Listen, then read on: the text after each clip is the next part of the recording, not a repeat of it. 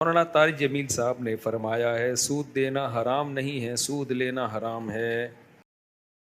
مولانا طارق جمیل صاحب نے کچھ دن پہلے فرمایا تھا کہ سود دینا حرام نہیں ہے، لینا حرام ہے۔ اصل میں وہ جو فرمانا چاہ رہے تھے نا، وہ میں آپ کو بتاتا ہوں کیا بتانا چاہ رہے تھے، لوگوں نے غلط سمجھا۔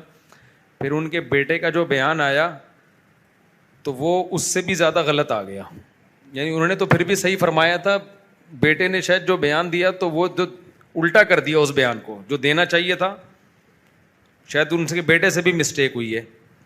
تو حضرت مولانا طارق جمیل صاحب نے جو فرمایا تھا کہ سود دینا حرام نہیں ہے، لینا حرام ہے، اس کا مطلب یہ ہے کہ سودی ایگریمنٹ تو بہرحال حرام ہے، جب ہم بینک سے سودی ایگریمنٹ کرتے ہیں نا وہ بہرحال حرام ہے، لیکن رقم کون سی حرام ہوگی؟ رقم وہ حرام ہوگی جو ہم بینک سے سود کے طور پر لیتے ہیں، اس رقم سے جو بھی کاروبار کرو گے، کام کرو گے، وہ حرام ہو جائے گا۔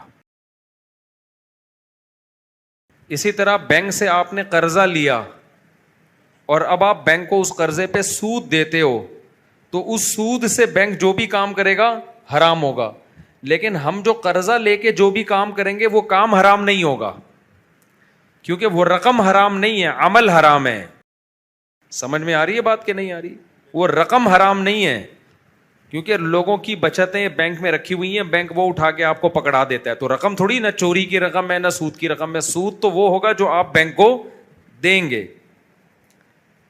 دیکھو زید نے بکر کو 1 کروڑ روپے دیا سود پہ، بکر نے اس 1 کروڑ سے بزنس کیا، تو وہ بزنس سے حاصل ہونے والی ارننگ حرام نہیں ہے، البتہ بکر کو گناہ ہوگا کہ تو نے سودی قرضہ کیوں لیا، کیونکہ سودی قرضہ لینا بھی حرام، سود دینا بھی حرام، اس لین دین پہ گواہ بننا بھی حرام، اور اس لین دین کو لکھنا بھی حرام۔ سمجھ میں آ رہی بات؟ بکر نے زید سے 1 کروڑ روپے لیا سود پہ کہ میں سود دوں گا تمہیں، اب بکر اس 1 کروڑ سے بزنس کرے گا، بکر کو گناہ تو ملا اس سارے پروسیس کا، لیکن بزنس سے حاصل ہونے والی آمدن حرام نہیں ہے۔ لیکن زید نے جو بکر سے سود لیا ہے، 2 لاکھ روپے لیا، فرض کرو 2%، تو اب بکر اس سود سے جو کام کرے گا وہ کام بھی حرام ہوگا، کیونکہ یہ خالص سودی رقم سے ہو رہا ہے، اور اس کام کی ارننگ بھی کیا ہوگی؟ حرام ہوگی۔ تو یہ مطلب تھا حضرت مولانا طارق جمیل صاحب کا، ان کے بیٹے نے شاید غلطی سے کچھ اور بیان دے دیا ہے۔ نہیں، بینک کا پروفٹ کہاں سے حلال ہو گیا؟ نہیں، حرام ہے بھائی، سودی پروفٹ ہے، اسلامک بینک جائز ہے، وہ سود نہیں ہے۔ تو ان کے بیٹے نے میرا خیال ہے بائی مسٹیک الٹا بیان دے دیا۔ دیکھو وہ سود کا نہیں تھا، وہ قرضہ تو سود پہ لیا ہے، بینک نے رقم سود کی نہیں دی ہے، بینک نے تو مختلف لوگوں کے پیسے جو پڑے ہوئے تھے وہ اٹھا کے آپ کو پکڑا دیے، تو وہ قرضہ جو آپ کو بینک نے دیا نا وہ حلال پیسوں سے دیا ہے، تو وہ رقم آپ کے لیے حلال ہے، اس پہ جو بینک سود لے گا وہ رقم حرام ہوگی۔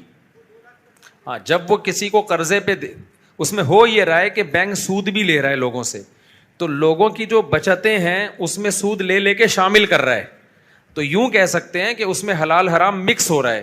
تو شریعت کا حکم یہ ہے کہ جب حلال حرام مکس ہو رہا ہوتا ہے نا، مرج ہو جائے، اب ہمیں نہیں پتا اس میں حلال نوٹ کون سا ہے حرام کون سا ہے، تو غالب کا اعتبار ہوگا، اگر زیادہ حلال ہے تو پھر وہ رقم جب ہم کسی کو دیں گے تو وہ حلال سمجھی جائے گی۔ اس کی ایک مثال دیتا ہوں کہ ایک آدمی کسٹم میں جاب کرتا ہے، تو اب اس کی ایک تنخواہ ہے جو حلال تنخواہ ہے، فار ایگزامپل 1 لاکھ روپے تنخواہ ہے، اوپر کی آمدنی 2 لاکھ ہے، 3 لاکھ اس کے گھر میں آ رہا ہے، اب وہ آپ کی دعوت کرتا ہے تو آپ اس کی دعوت کو نہیں کھا سکتے، کیوں؟ 2 لاکھ میں 1 لاکھ مکس ہو رہا ہے، تو ہم یہی سمجھیں گے حرام پیسوں سے ہی ہمیں کھلا رہا ہے۔ لیکن اگر وہ کہتا ہے بھائی میں اپنی تنخواہ کھانے پینے کے لیے الگ رکھتا ہوں اور اس میں سے تمہیں کھلا رہا ہوں، تو پھر کیا ہے؟ جائز ہے، اس کی زبان کا اعتبار کیا جائے گا۔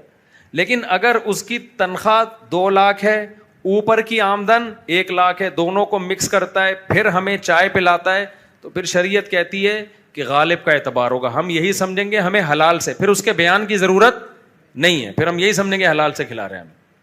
سمجھتے ہیں کہ نہیں سمجھتے؟